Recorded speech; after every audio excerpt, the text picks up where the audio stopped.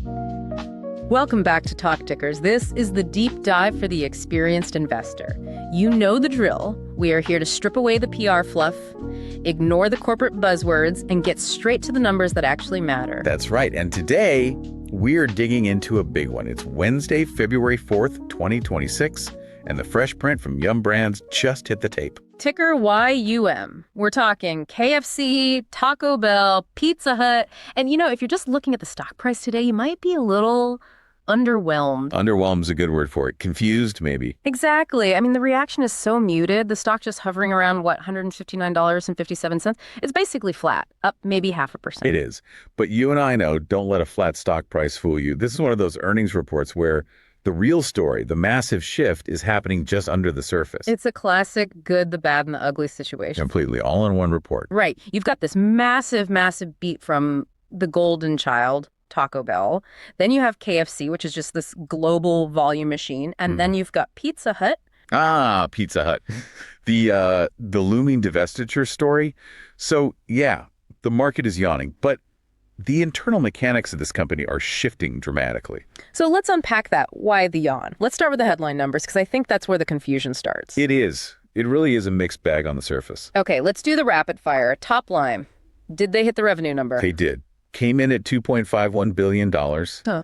The street was looking for about $2.45 billion, so that's a nice, solid beat. So plus 6.4% year over year. People are definitely still buying the food. No problem there. But then you get to the bottom line, the EPS. And that's where we see the miss. That's the miss. Adjusted EPS was $1.73. Consensus was looking for something closer to $1.76, maybe $1.77. Okay, so hold on. Usually in this market, you miss earnings, the stock gets punished. It drops 5-10%. Why is it holding steady here? Because context is everything. That miss is small, it's about 2%. But more importantly, it's not because the core business is broken. It's almost entirely driven by costs related to fixing Pizza Hut. Ah, so the market is giving them a pass because they see it as an investment in cleaning up the problem child. They're giving them a pass. And Yum is signaling confidence. They raised the dividend to $0.75 a share. That's a nice 6% hike. You don't do that if you're worried about cash flow. Not at all. But let's get to the real story, the heartbeat of it all. Same-store sales. What does that report card look like? So system-wide, they were up 3%, which actually beat expectations. But this is where you have to stop looking at Yum and start looking at the three different companies inside it. It really is a tale of three brands. Let's start with the valedictorian, Taco Bell U.S. The standout star, up a whopping 7% in same-store sales. 7%. For a brand that's already, everywhere. That is massive. It's massive. And then you have KFC worldwide. Solid. Yeah, solid is the perfect word. Yeah. Plus 3%. It's doing its job. And then the anchor, Pizza Hut. Down 1% globally. And there it is. That's the whole story of the flat stock price right there, isn't it? Yeah. The market's saying, we love Taco Bell, we're fine with KFC, but we are waiting to see what on earth you do with Pizza Hut. Exactly. Volume today is pretty standard, around 4.1 million shares. People are just they're waiting for the other shoe to drop. Okay, let's dive into that brand by brand. I really want to focus on Taco Bell for a minute. Management keeps saying they're a category of one. Yeah. Looking at these numbers, I'm starting to think they're right. Honestly, they are. They're not just winning, they're running away with it. Yeah. And the metric that really blew me away wasn't the sales growth, it was the margins. Okay. Restaurant level margins at Taco Bell hit 25.7% in Q4. That's up 50 basis points. Wait, pause on that. Beef prices are up. Labor is up. How in the world do you expand margins right now? That is the magic question. And the answer is transaction growth, pure volume. They were 5 percentage points ahead of the entire category in just the number of people they served. So it's not just that they're charging more for a chalupa, they're just selling way, way more chalupas. Precisely. They're getting more cars through the drive-thru. That gives you incredible operating leverage. Your fixed costs get spread out over more sales. And they're doing it with that barbell strategy we keep hearing about. They've mastered it. On one end, you've got the Lux value menu, the $3 items. That gets the person on a really tight budget. The college student. Yep.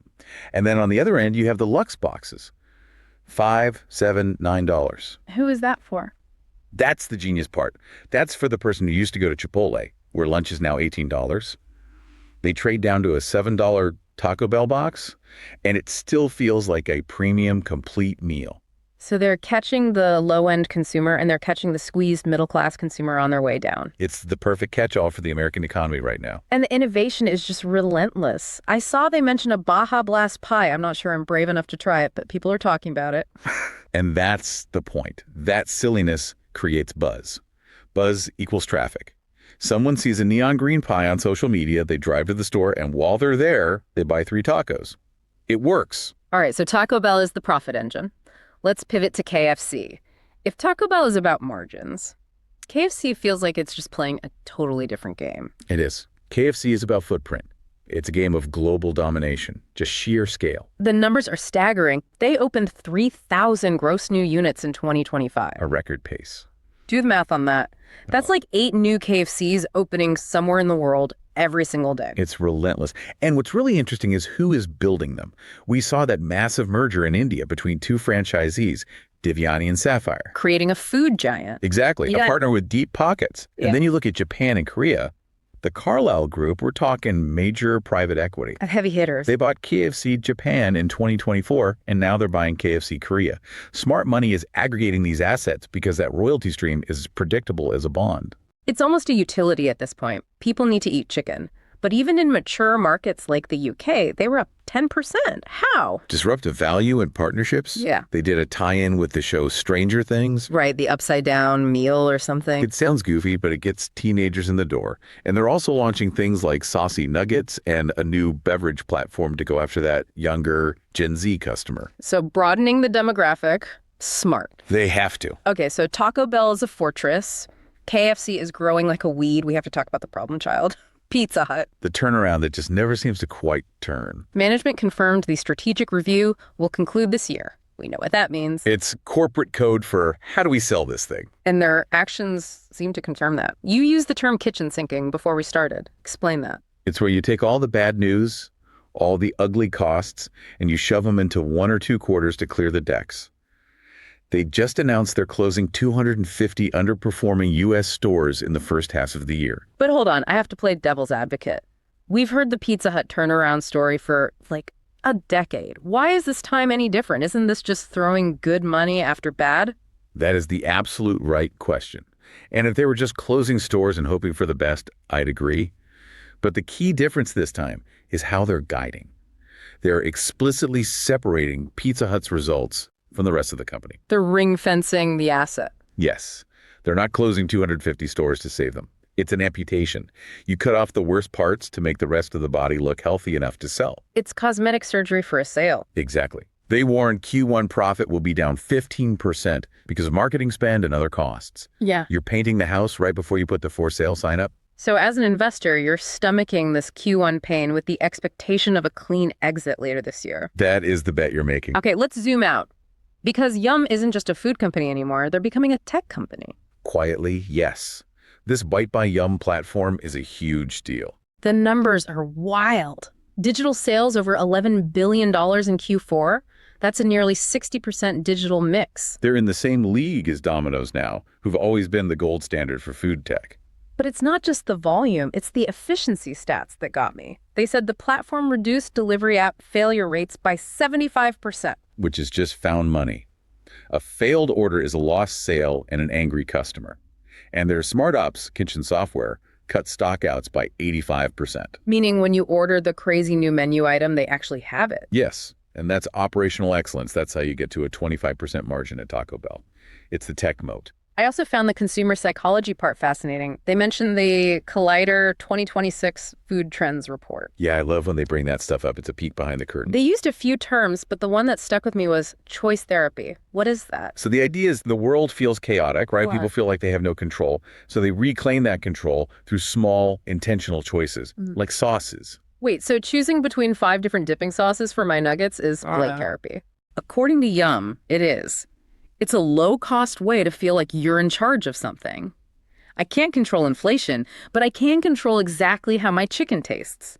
That's why KFC is rolling out 20 new sauces. They're monetizing that feeling. That's surprisingly deep for a fast food company. Yeah. But I get it. Okay, let's hit guidance before our last segment. Aggressive. They're calling for over 5% net new unit growth in 2026. And here's the kicker. They explicitly said they're confident they can meet their long-term growth goals. excluding Pizza Hut. That was the loudest sentence in the whole press release. Excluding Pizza Hut, it's the clearest signal yet that separation is the endgame. Which leads us perfectly into my favorite segment. Let's do it. It is time for This Is Not Financial Advice. This is where we pitch a trade idea that's a little wild, but plausible based on everything we just discussed. And big disclaimer, we are not your advisors. This is purely for entertainment and educational purposes. Do not bet the farm on this. Okay. I want you to pitch this one. What's the trade? The trade is what I'm calling the Pizza Hut Spinco private equity ARB. All right, break that down, ARB for arbitrage. The thesis is simple. Management is cleaning up Pizza Hut for a sale.